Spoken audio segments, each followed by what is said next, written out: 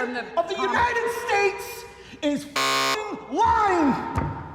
Just when you thought Adam McKay couldn't get less subtle with his big, politically charged, big-budget comedies, well, he makes Don't Look Up, the story of a comet heading toward Earth and the humans who can't help but screw everything up. Spoilers ahead, here's some behind-the-scenes secrets, facts, and other space junk from Don't Look Up. Screw this, I'm going to see my husband. So look, I'm not saying that my live stream is to spend a whole day getting paid to insult Jennifer Lawrence, but you know what? I've said too much. Jonah Hill managed to live his best life on the set of Don't Look Up. In an interview for Vanity Fair, Jennifer Lawrence dished on a lot of the deets from behind the scenes. For example, this cargo plane that looks entirely real in a film with a budget that could easily afford a real cargo plane for the sequence. It's, well, it's real. She also mentions that one of her fake nose piercings was magnetic, and she would sometimes inhale and have to spit out said magnet. She does also make a crack about having to settle for Meryl Streep in the role of the President of the United States, so I guess that could also be a joke, but the idea of Jennifer Lawrence just coughing up magnets all day is just too good to resist. So I'm just gonna say, yes, 100% evidence-backed, fact right there. Anyway, insulting Jennifer Lawrence. She calls Jonah a, quote, comedic master after explaining that the production once dedicated an entire day to Jonah hurling insults at J-Law. Thanks for dressing up. Speaking of admirable dedication, turns out Leonardo DiCaprio, being the ever Oscar-hungry actor that he is, studied orbital dynamics for 6 months to prepare for the role. Now, what exactly that entails isn't exactly public knowledge. Like, did he just read Wikipedia articles all day? Because in that case, I'm a freaking Rhodes Scholar on Swedish sexploitation movies from the 1970s. What we do know, however, is that Leo and the rest of the team, including Adam McKay, consulted directly with real-life NASA astronomer Amy Mainzer, who helped the team to create the most accurate depiction of this worst-case scenario as possible, while, still being funny. Specifically, the first attempt at saving Earth by knocking the comet off course is a real solution that could be deployed in such an event, and probably would have worked in the film if it weren't for the whole corporate greed that will inevitably destroy us all thing. LOL. Back to Jennifer Lawrence for a sec, since we gotta feed the algorithm. Turns out her performance was actually pretty toothless.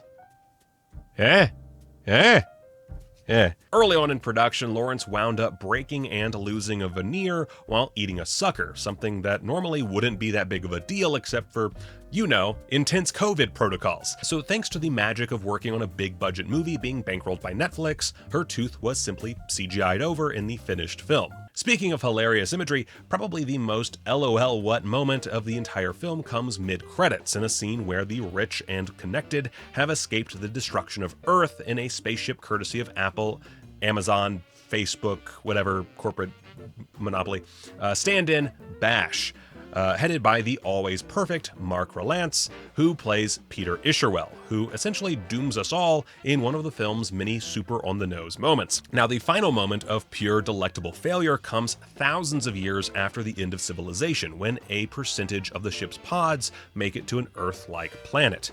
Earlier on, Meryl Streep's President Orlean asks Isherwell how she's going to die, something his algorithms can nail down with extreme accuracy. You're going to be eaten by a Bronteroc.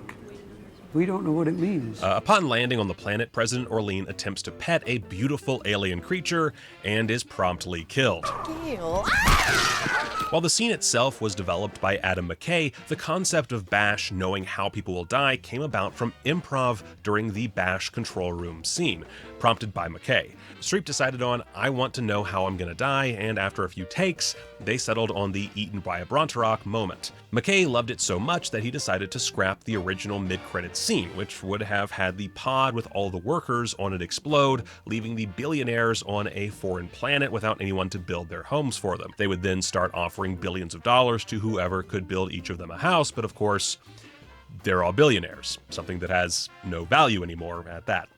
Personally, I think they chose a much better ending, even if it does leave us with the question of how the hell Isherwell's computer knew what an undiscovered alien life form would be called. Whatever, I just like seeing rich people get eaten.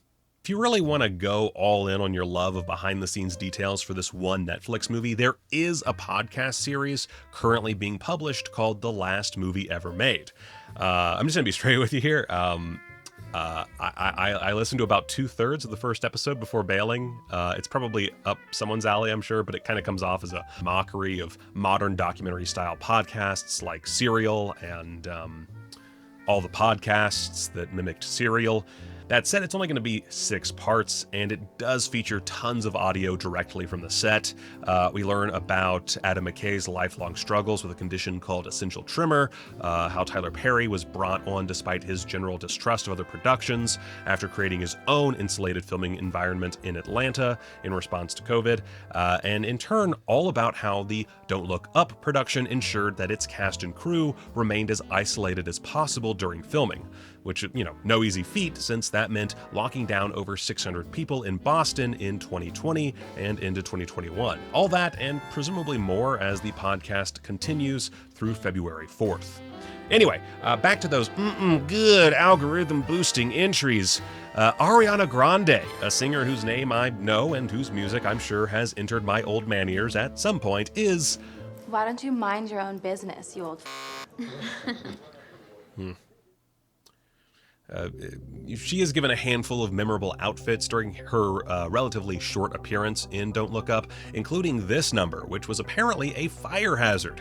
See, costume designer Susan Matheson pulled from Pierpaolo Piccioli's 2020 Valentino collection, specifically this look, and in order to get it just right, she collaborated with Pierpaolo Piccioli, who is also the creative director of Valentino and is, in general, kind of a fashion genius. You've probably seen his work, that spiderweb dress that Zendaya wore on the Spider-Man No Way Home red carpet. Bingo. Also, you're welcome, algorithm. I just mentioned Spider-Man. Boom.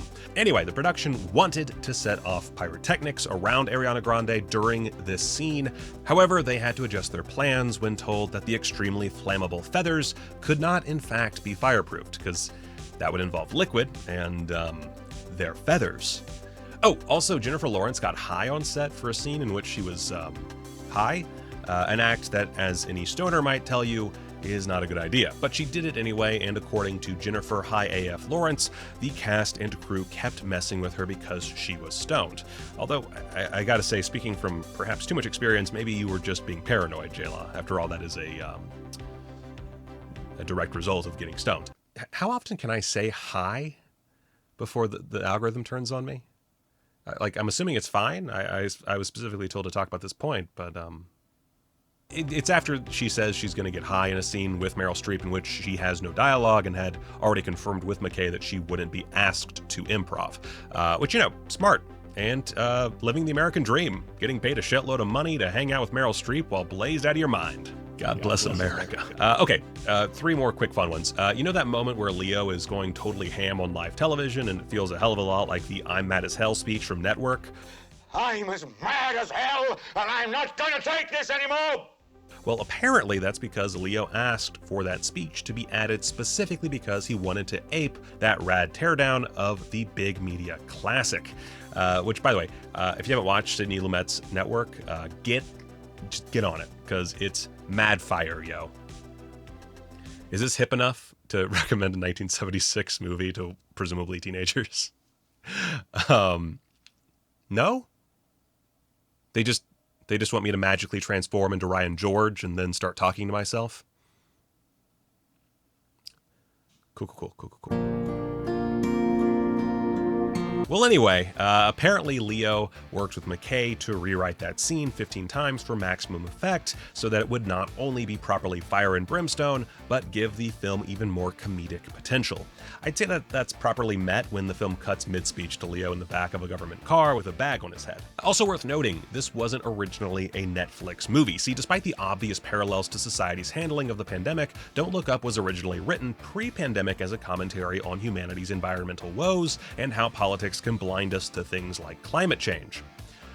Which I'm not saying anybody missed that, by the way. It's very obvious in the film. I'm just pointing out the timeline here. Anyway, it was announced in November 2019 as a Paramount production, and a few months later, for relatively obvious reasons, was sold to Netflix, who bankrolled the production when it finally began in November 2020.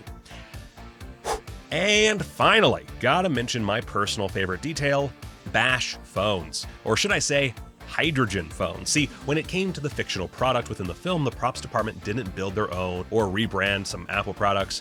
Instead, in keeping with what will ultimately be the greatest failure of a company in the history of the world, they used old Red Hydrogen 1 phones. For those unfamiliar, Red is a camera company whose product, the Red 1, was a massive revolution in filmmaking, and Red continues to be the camera manufacturer of choice for all sorts of big Hollywood productions. Hell, Michael Bay had this totally sick setup made specifically for him. Everything was going great for Red until in 2018 they set foot into the world of cell phones and flopped hard. It was technically impressive, it featured a rugged design and a 3D screen, but it simply didn't catch on beyond the Red faithful. And hey, you know that Birkin bag that Jonah Hill's always carrying around? Well, that was Hill's idea. He thought it'd be funny and in character for his chief of staff to carry around the nuclear football in a $30,000 handbag.